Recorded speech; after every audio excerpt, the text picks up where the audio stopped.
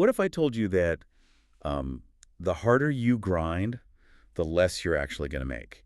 I mean, people would probably call you crazy, You're honestly. right. Because we are taught from an incredibly early age that physical exhaustion directly equals financial reward. Yeah, it is the ultimate societal promise. Exactly. You put in the blood, the sweat, the endless hours, and in return, you get security. That's the deal. That is the accepted contract, yes. But I want you to picture someone right now.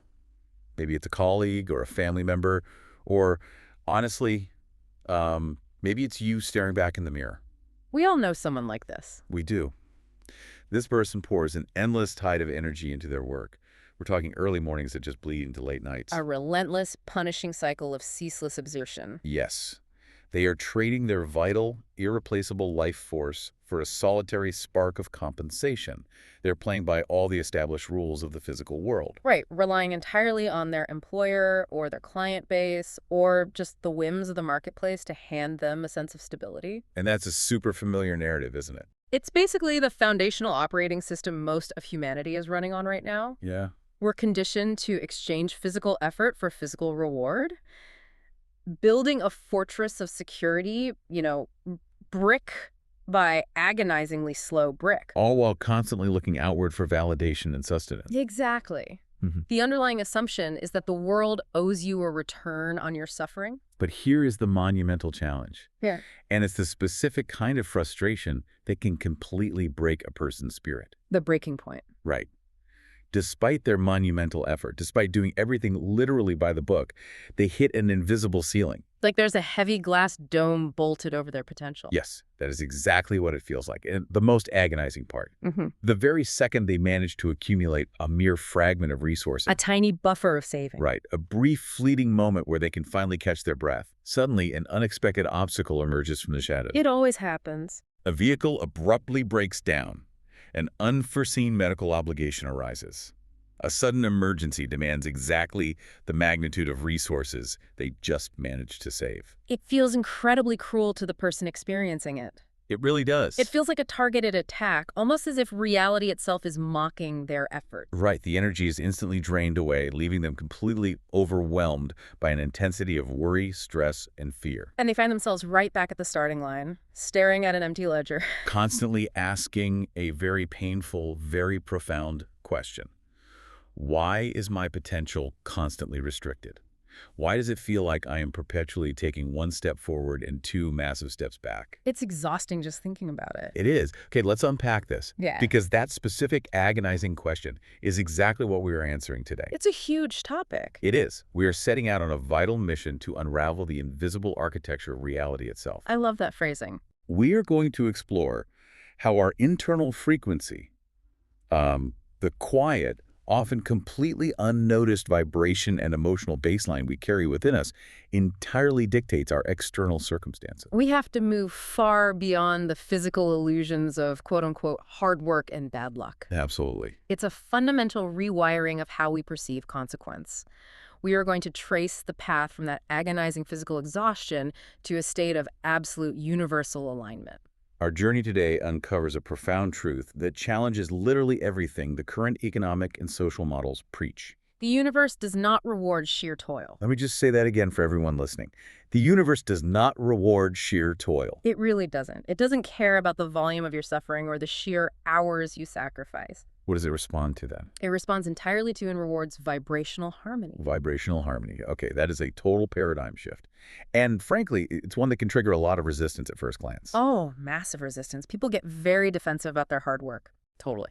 So to start, we really have to look at the root of our hypothetical individual's exhaustion. Why are they running on an empty tank, burning out and seemingly getting nowhere despite a massive output of physical energy? Well, the root of their suffering lies in a fundamental misidentification of their source.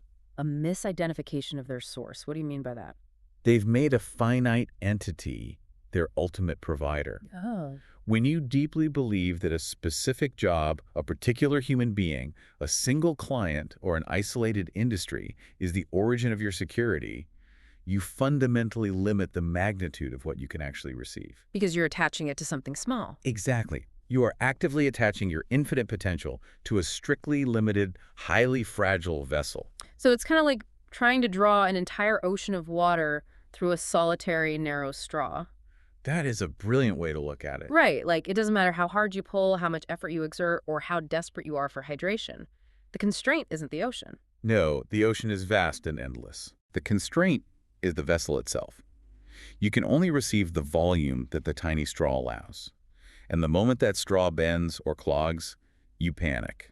That's a perfect way to conceptualize it. The human mind, operating purely in the physical realm, looks at a paycheck and says, this piece of paper, this direct deposit from this specific corporation is what keeps me alive. But corporations are finite. Completely finite. Human beings are entirely fallible. Markets fluctuate wildly. So by making these physical limited things your ultimate source of abundance, you are actively demanding that an infinite universe squeeze your compensation through a microscopic aperture. Yes, and when that aperture inevitably closes, because all physical things eventually shift or degrade, you experience absolute terror. Because you actually believe your source is dried up. Precisely. You think the ocean is gone. So we're essentially outsourcing our security to things that are inherently insecure. Yes, building a house on shifting sand. And then acting completely shocked when the walls crack. But the source hasn't dried up at all, has it? Not even a little bit. The ocean is still there. The straw just bent. Exactly. The source is entirely unbothered by the state of your straw. Okay, wow. This brings us to a profound framework necessary for understanding how to remove that straw entirely. How do we do that? To grasp this, we have to recognize that reality doesn't just exist where we can physically touch it. It operates concurrently across three unified planes of existence. Okay, 3 planes. The mental, the physical, and the spiritual. The mental, the physical, and the spiritual. The mental, the physical, and the spiritual. I mean, we hear those words a lot in passing, usually separated into completely different disciplines, right? Yeah, absolutely. Like psychology takes the mental, science takes the physical, philosophy takes the spiritual. Right. We constantly compartmentalize them. But combining them feels like, I don't know, the instruction manual humanity somehow lost. It truly is the missing architecture. Yeah. The imbalance in our modern human experience stems from the fact that the overwhelming majority of society operates strictly and exclusively on the physical plane. Just grinding it out in the material world. Exactly. But the physical plane is merely a realm of illusion and effect. Just an effect. Think of it as the caboose of the train. Okay. By the time an event happens in the physical world, by the time the bank account is empty, or the job is lost, or the relationship ends, the cause of that event has long been set in motion elsewhere. It's already done. Yes. Yet, people exhaust themselves trying to manipulate the physical world exclusively with physical action. Wait, let me make sure I'm actually grasping this. Because if the physical world is just an effect, like a shadow on a wall, why is it so loud? That's the question, isn't it? Why do we spend the lion's share of our lives wrestling with the shadows instead of turning around to face the light? Because the illusion is incredibly heavy. Yeah. And from an evolutionary standpoint, we are hardwired to pay attention to it. Because it keeps us alive in a basic sense. Exactly. The physical plane uses dense sensory input, sight, sound, tactile feedback. The visceral feeling of a hungry stomach or a cold wind. Right. It uses those things to fiercely anchor your consciousness. When your nervous system registers a physical threat, like an unpaid bill, it demands your total focus. It's a survival mechanism. It is. But to master the physical world, you actually have to stop believing in its absolute authority. You have to detach from it. You have to recognize that every physical manifestation is just a delayed echo of a mental and spiritual frequency. An echo. I really like that framing. It makes a lot of sense when you visualize it that way. It does. It means trying to change your current reality purely through frantic physical action is like yelling into a massive canyon and then running forward to try and physically catch and rearrange the echo bouncing back at you. It's already too late. The sound has been made. The wave is already in motion. Exactly. To change the echo, you must change the original sound. So you have to change the frequency you are emitting from the mental and spiritual planes. Yes. Now, just to be clear, it's not just the physical plane where people get trapped. Really? Oh, there are those who rely solely on the mental plane.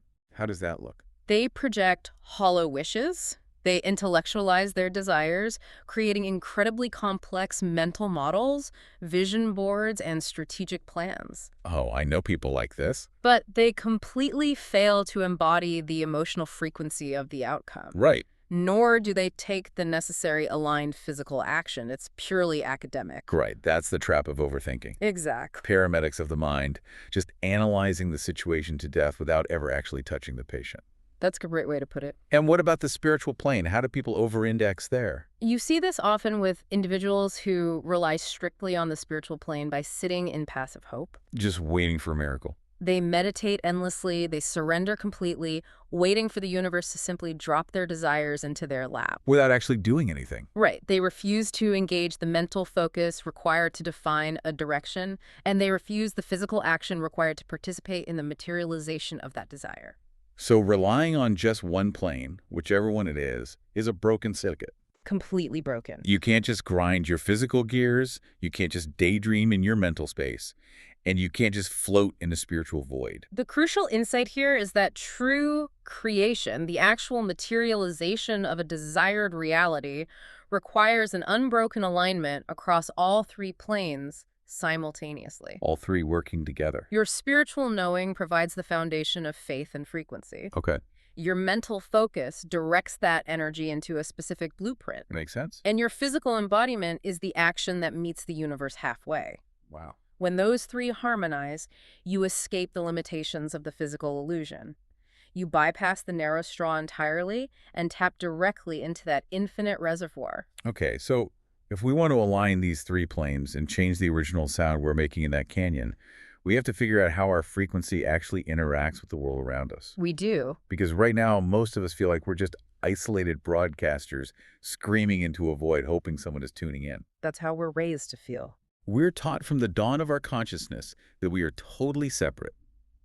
I am me, you are you, the world is out there, and my primary job is to defend myself against it. And that separation is the ultimate, most convincing illusion of the physical plane. The ultimate illusion. To break it, we have to introduce the concept of total unity, often referred to as non-duality. Non-duality. Yes. Non-duality posits that beyond the constraints of time, space, and polarity, which are just the local operating rules of this specific realm. It's the 3D rules. Exactly. Beyond those rules, there is only one unified existence. There is no actual separation between you and the environment or you and another person. I want to make sure this doesn't just sound like poetic philosophy. It's not. We need a solid way to visualize this, because a lot of people use the metaphor of a vast constellation of water bottles scattered across a room. I've heard that one. Right, like they're all different shapes, different colors. Some are elegant glass, some are cheap plastic. And if you look purely at their exteriors, they seem wildly different and entirely separate. But the substance within every single one of those drastically different vessels is exactly the same water. That's a decent foundational metaphor, but let's upgrade it to something a bit more dynamic to really capture the mechanism of how this works. Okay, upgrade it. Think of reality less like static bottles of water and more like a vast, unimaginably complex mycelial network in a forest. Oh, I love mushroom analogies. They're perfect for this. If you walk through a forest, you see hundreds of individual mushrooms popping up through the soil. Right. To the naked eye, to the physical senses, they are entirely separate entities. Some are miles apart. They look like individuals. But beneath the soil, they are completely unified by an immense, intelligent fungal network. It's all connected underground. Yes. If a tree dies in one area and provides a surge of nutrients, the mycelial network actively transports those resources miles away to a mushroom that needs it. That is fascinating. They are not separate organisms communicating. They are one massive organism experiencing itself through millions of individual fruiting bodies. That is wild, and it actually bridges the gap between spirituality and science perfectly. It really does. Because we aren't just talking about a feeling of connection. Yeah. This mirrors what we see in advanced physics. Right. It absolutely does. Look at the foundational mechanics of reality at the smallest scale. Like quantum physics. Yes. Consider the phenomenon of quantum entanglement. When two particles become entangled, a change in the state of one is instantly mirrored in the other. regardless of the vastness of the space separating them. regardless of the distance. The communication isn't just fast, it's instantaneous. Wow. It defies the constraints of physical distance and the speed of light because, at a fundamental level, they're no longer truly separate. They operate as a single system. Wait, let me stop you right there. I have to challenge this because this is where a lot of people check out. Quantum entanglement happens at a subatomic level, usually in highly controlled, incredibly cold laboratory environments. Right. Are we genuinely suggesting that a macroscopic human brain or human consciousness operates on those exact same literal physical principles? Or is this just a really poetic, convenient, philosophical metaphor we're borrowing from physicists? That is a phenomenal distinction to make, and it is essential we clarify it. Yeah, let's clear that up. No, we are not suggesting that if I measure the spin of an electron in your brain, an electron in my brain instantly flips. Okay. The human brain is a hot, messy, macroscopic environment. We aren't literal entangled particles in a vacuum. Right. However, what quantum entanglement proves, and this is the vital takeaway, is that the underlying architecture of reality allows for non-local connection. Non-local connection. It proves that the physical rules of separation, distance, and isolation are not absolute. They're a localized rule. Okay, I see. The principles of resonance, interconnectedness, and unified fields apply to complex systems as well, just operating through different macro-level mechanisms. So it's the same principle, different scale. Consciousness itself appears to function as a non-local phenomenon, much like that mycelial network. Okay, that makes so much more sense. Yeah. It's not about literal subatomic mirroring in our daily lives, but about recognizing that the framework of reality supports instant, invisible connection. Yes. And we actually experience this macro-level entanglement all the time, even if we usually brush it off as a spooky coincidence. All the time. Like, have you ever been going about your day completely absorbed in your own world, and suddenly someone you haven't spoken to in a long time pops violently into your head? Yep. And in that exact moment, your phone lights up, and it's them reaching out. Everyone has experienced some variation of this throughout their life. It's undeniable. Or a mother feeling a sudden, inexplicable pang of intense distress at the exact moment her child experiences a severe injury miles away. Oh, totally. You go to text a friend, and their message arrives right as your fingers touch the keyboard. Right. Or even walking into a room where two people just had a massive argument, and even though no one is speaking, you can literally feel the density in the air. Right. You could cut the tension with a knife. That's not just a saying. It's a physiological reception of a frequency. It's the instant transmission of energy beyond the physical plane. It proves that the physical separation between us is just a cosmetic feature of this reality. What's fascinating here is, well, the implication this has for human interaction. How so? If we connect this back to the bigger picture, if we are all truly connected through this underlying mycelial network of consciousness, If there is no genuine separation, yes, then every single person you interact with is simply a mirror. a mirror. The kind stranger who inexplicably holds the door for you, the incredibly difficult colleague who constantly undermines you, the demanding client who drains your energy. They are all me. They are simply altered physical expressions of yourself. They are reflecting a specific frequency you are broadcasting. Wow. On a fundamental metaphysical level, you meet nobody but yourself. You meet nobody but yourself.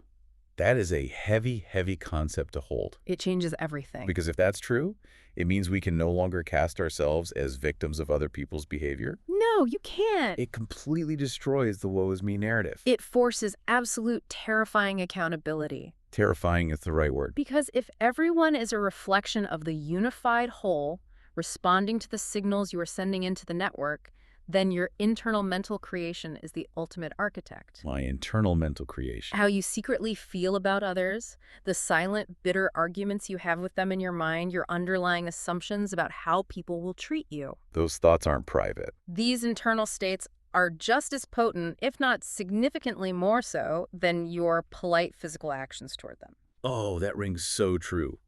Think about the physiological mechanics of this. How many times have you had a vicious, screaming argument with someone entirely in your head while taking a shower or driving your car? Oh, people do that constantly. Your heart rate actually spikes. Your body releases cortisol. You are projecting this intense, frustrated, combative energy out into the unified field. You are broadcasting a war. Right. And then when you finally arrive at the office or come home and actually see that person, the atmosphere is instantly toxic. Immediately. You haven't spoken a single physical word to them.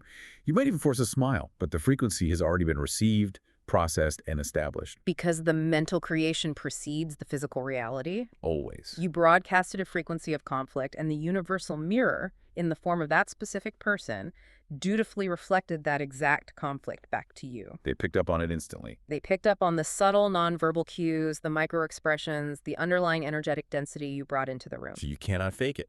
You cannot maintain a highly toxic internal mental environment and expect to walk into a harmonious physical reality. It's physically impossible. The unified field doesn't care about your polite physical manners or the mask you wear.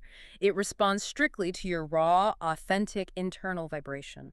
Okay, so if we take this profound concept that everyone is a mirror, that we meet nobody but ourselves, and that the universe responds entirely to our internal frequency, Yes. and we apply it to the one thing that causes humanity the most stress, Resources. our survival, our resources, our money. If we apply it there, it leads to the most paradigm-shattering concept of this entire discussion. It really does. Looking at the core philosophy here, the conclusion is inescapable. Nobody else compensates you. And this is exactly where the grand illusion of the physical economy completely falls apart. Completely falls apart. We deeply believe the lie that the clients pay us. We believe the employers write our checks. We trust the external structure. We believe the marketplace dictates our worth and provides for our family's survival. But the underlying truth of this framework suggests they do not provide for you. No, they don't. You provide for yourself. You pay yourself. To the highly logical, physically oriented mind, this sounds utterly absurd. I mean, yeah, it sounds crazy. You can pull up a bank statement right now and see a massive corporation's name next to a physical deposit. Right, it's right there in black and white. You can hold cash handed to you by a customer. But remember our earlier premise, the physical plane is merely the realm of effect. The caboose. Exactly. External entities, the boss, the customer, the random windfall, the lucky break, they are simply the physical instruments, the delivery mechanisms through which your own internal frequency delivers your compensation to you. Let's ground this with an analogy because I think it helps. They are the mail carriers. Oh, I like that. You don't weep with gratitude and thank the mail carrier for writing the tax refund check. No, you don't. They're just a logistical vessel delivering what was already addressed to you, what you already generated. But in this specific scenario, you are the one writing the check to yourself, using the entire unified universe as the postal service. Exactly. And the magnitude of that check, the sheer volume of resources you allow yourself to receive and maintain, is entirely dependent on a single vital factor. Which is? Your internal emotional stability. Emotional stability directly dictating financial or resource stability. Yes. How does that actual practical mechanism work?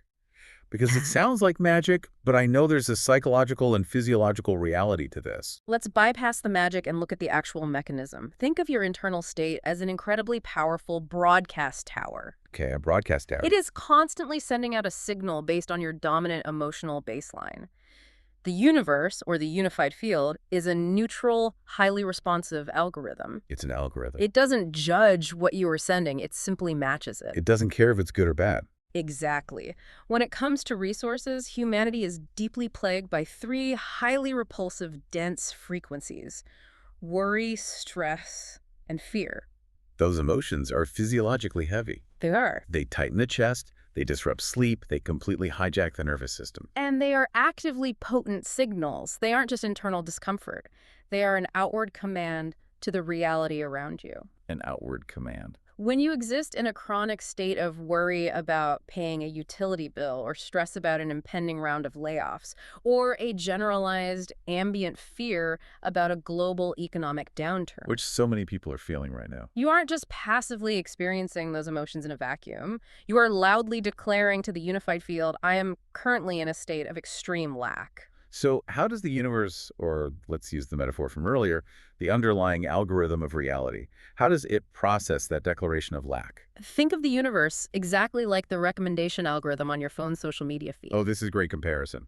If you pause on a video about financial ruin for even 3 seconds because it genuinely terrifies you, the algorithm doesn't know you're terrified. It doesn't know your emotions. It has no moral compass. It just registers one metric: Engagement. Engagement. It just sees you staring. It says, this user is highly engaged with the concept of financial ruin. So what does it do? It feeds you 10 more videos about economic collapse. It magnifies and maintains your focus.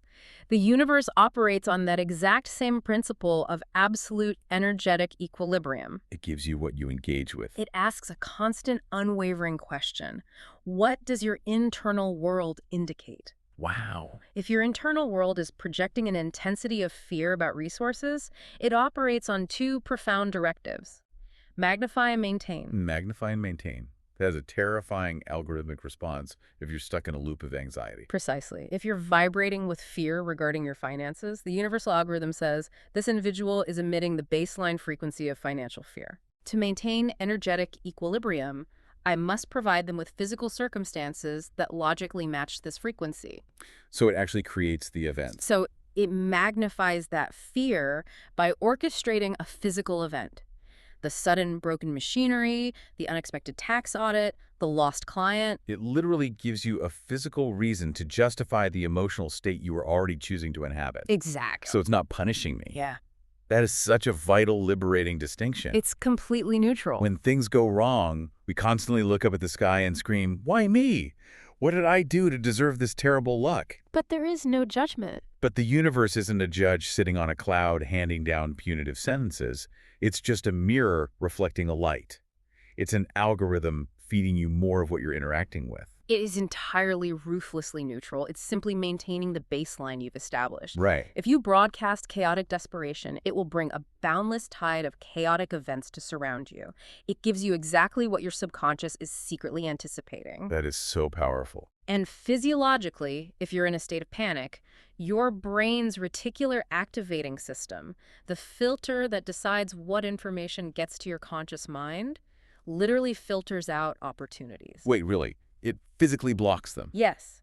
You could walk right past a massive financial solution, but because your brain is tuned to the frequency of threat and lack, you literally will not see it. This requires a brutal, uncompromising level of self-honesty. I want to challenge the listener right now as you're absorbing this. That's hard to do. It is. Observe your physiological and emotional reactions over the next 24 hours. When a bill arrives in the mail, when an unexpected expense flashes on your phone, what is your immediate, raw, internal response? It's usually a gut reaction. Is your stomach dropping? Is your chest tightening? Are you broadcasting a signal that invites an endless tide of chaos? Or are you somehow maintaining a frequency of serene confidence, knowing that you are the ultimate source of your own provision? That objective observation is the crucial first step out of the trap. Just noticing it. Because once you fully realize that your worry is actively, mechanically creating the very circumstances you are worried about, you begin to see the absolute necessity of mastering your internal state. You have to stop doing it. You realize that worrying isn't just a harmless, natural human habit.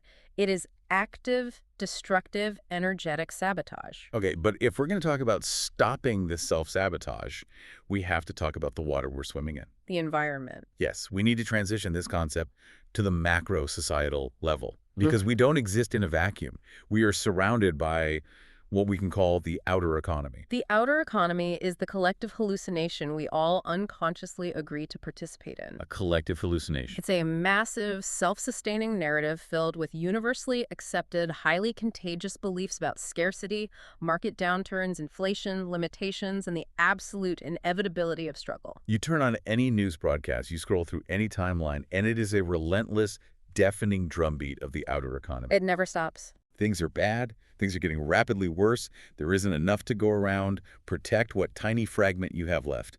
It's an overwhelming wall of noise designed to trigger your survival instincts. And if you accept that noise as objective, unchangeable reality, it becomes your absolute reality. It becomes your truth. The countermeasure to this collective panic isn't to fight the economy. It's a radical act of internal detachment. Internal detachment. You must sever your energetic ties to the outer economy and consciously, deliberately enter what we can call the inner economy. The inner economy. That sounds like a wonderful safe harbor, but how does that actually function? It's significantly more than a safe harbor. It's the only genuine source of creation. Okay. The inner economy operates purely on the principle of infinite potential.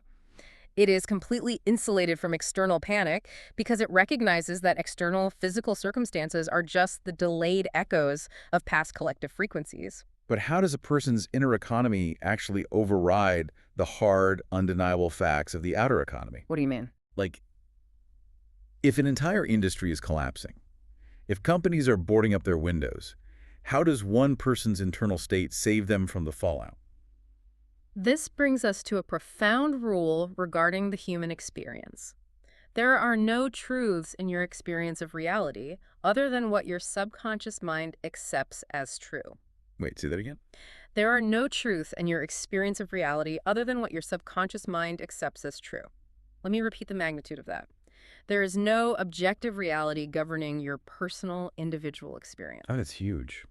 If your subconscious mind entirely accepts the narrative that resources are scarce because of a global downturn, your physical world will dutifully, algorithmically manifest that exact scarcity for you. It will match it. You will be inexplicably passed over for the promotion, your sales leads will suddenly dry up, you will experience the recession perfectly. Sure, but I really have to push back here. Go for it. And I'm putting myself entirely in the listener's shoes, particularly someone who is really struggling right now. This all sounds beautiful in theory. It sounds like great philosophy. But let's be real. When a single parent is looking at a completely empty bank account, an impending eviction notice, and a fridge with no food, telling them to just maintain a frequency of serene confidence and step into their inner economy borders on toxic positivity. I completely understand why it sounds that way. It feels incredibly dismissive.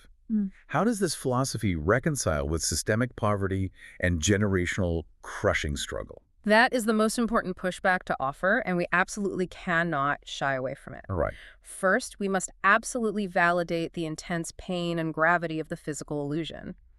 When the nervous system is trapped in survival mode, it demands your total, consuming attention. It is agonizing. It is physically painful. But the philosophy doesn't dismiss the reality of the struggle. Rather, it identifies the only actual mechanism for escaping it. The only way out. If that single parent is completely paralyzed by panic, which is entirely understandable and deeply human, their physiological state of fear literally narrows their cognitive bandwidth. They can't see anything else. They are broadcasting massive lack, and the algorithm of reality will maintain that lack. Shifting the internal state isn't about ignoring the eviction notice with a delusional smile. It's about pretending. No, it's about a fierce, radical, cognitive, and energetic reallocation. So it's not pretending everything is fine. It's refusing to let the current nightmare author the next chapter. Exactly. It's the hardest work a human being can possibly undertake. I can imagine. When the physical world screams scarcity, your untrained, traumatized mind will naturally scream it right back. Internal discipline means standing in the dead center of that terrifying storm and consciously fighting to choose a different frequency. You have to interrupt the pattern. You have to aggressively prune away the accepted societal beliefs that limit you.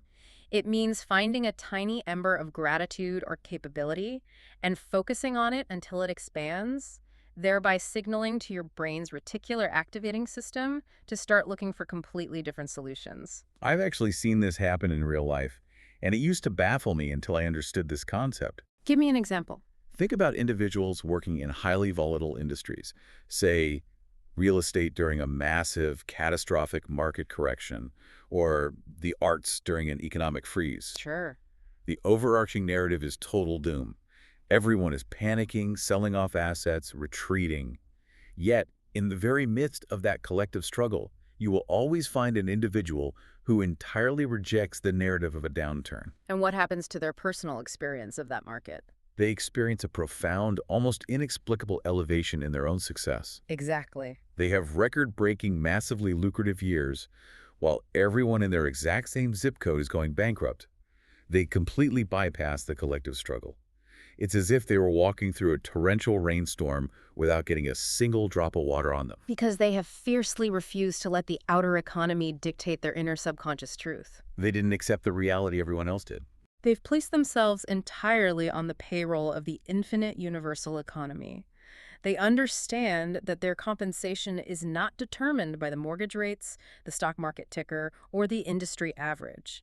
It is determined entirely by their unwavering internal frequency of abundance. This naturally leads us to the grand concept we're all ultimately chasing, the thing we want this inner economy to produce.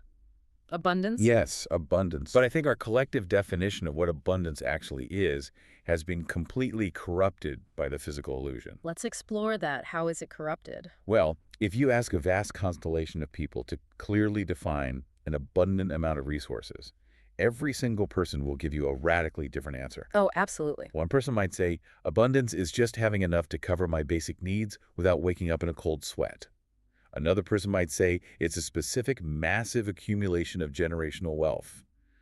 Another might just want enough land to grow their own food and never look at a clock again. And that variance is a vital revelation. Because it's different for everyone. If 1,000 different people have 1,000 completely different definitions of an abundant amount, then abundance cannot possibly be a fixed objective measurement in the physical world. It can't be a number. It is not a specific accumulation of currency, a type of car, or a massive portfolio of assets. If it's not a number in a bank account, what actually is it? Abundance is strictly an internal state.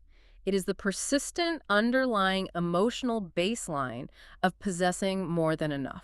The feeling of possessing more than enough. It has nothing to do with the actual literal numbers on the ledger. Nothing at all. You can have massive, staggering reserves of wealth and be entirely devoid of abundance because your internal state is plagued by the constant agonizing fear of losing it or the paranoia that people are trying to take it. Oh, wow. Yeah. In that scenario, despite the overwhelming physical evidence of wealth, you are broadcasting a dense frequency of lack, and the universe will eventually magnify that lack. By taking it away. Perhaps through a lawsuit, a bad investment, or just a deeply miserable life.